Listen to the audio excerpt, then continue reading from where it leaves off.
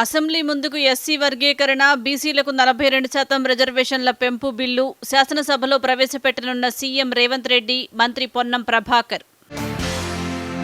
నేటి నుంచి రాజీవ్ యువ వికాసం పథకం దరఖాస్తులు ఏప్రిల్ 5 వరకు ఆన్లైన్లో దరఖాస్తుల స్వీకరణ. స్టేషన్ గన్పూర్లో 800 కోట్ల ప్రగతి పనులకు సీఎం శ్రీకారం. వరంగల్లో coach factory, ring road, airport తెచ్చామన్న రేవంత్ రెడ్డి. రాష్ట్రాలపై హిందీని కేంద్రం రుద్దటం లేదన్న కేంద్ర మంత్రి కిషన్ రెడ్డి. డీఎంకే అఖిలపక్ష సమావేశం రాజకీయ ఎత్తుగడేనని ధ్వజం. వనపర్తి జిల్లా చంద్రగఢ్ కోటను సందర్శించిన మంత్రి జూపల్లి కృష్ణారావు. కోట వద్ద మౌలిక సౌకర్యాలు కల్పించేందుకు 25 లక్షలు మంజూరు. గ్రూప్ 1 పరీక్షలో అవకతవకలు జరిగాయన్న ఎమ్మెల్సీ కవిత. అభ్యర్థుల అనుమానాలు నివృత్తి చేయాలని డిమాండ్. జగిత్యాల జిల్లా పెద్దాపూర్లో వైభవంగా బోనాల్ సంబరం. స్వామివారికి 70,000 బోనాలు సమర్పించిన భక్తులు.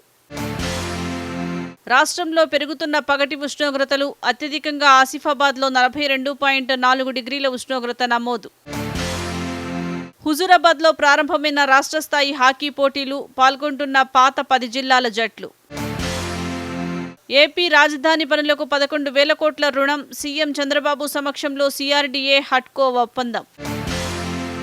ఢిల్లీలో 10వ ఎడిషన్ రైజినా డైలాగ్ను ప్రారంభించనున్న ప్రధాని మోదీ. 125 దేశాల నుంచి పాల్గొంటున్న ప్రతినిధులు. పాకిస్తాన్తో శాంతి కోసం ప్రయత్నిస్తే ద్రోహం ఎదురైందన్న ప్రధాని మోదీ. శాంతి సామరస్యం పట్ల భారత్ నిబద్ధతతో ఉందని స్పష్టీకరణ.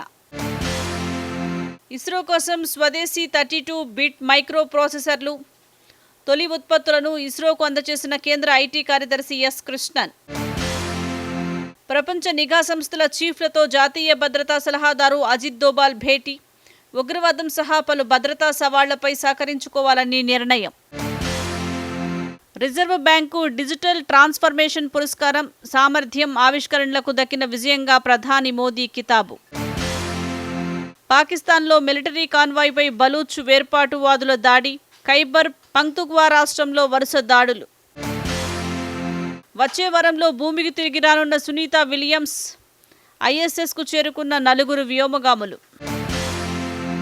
భారత్లో పర్యటిస్తున్న న్యూజిలాండ్ ప్రధానమంత్రి క్రిస్టోఫర్ లుగ్జాన్. ఫ్రీ ట్రేడ్ అగ్రిమెంట్పై చర్చించే అవకాశం. యెమెన్లో హుతీలపై అమెరికా వైమానిక దాడులు. 31 మంది మృతి. తక్షణమే దాడులు ఆపాలన్న ఇరాన్. ఇంటర్నేషనల్ మాస్టర్స్ లీగ్ ఫైనల్లో వెస్టిండీస్పై భారత్ ఘన విజయం. రాణించిన రాయుడు, సచిన్ టెండూల్కర్.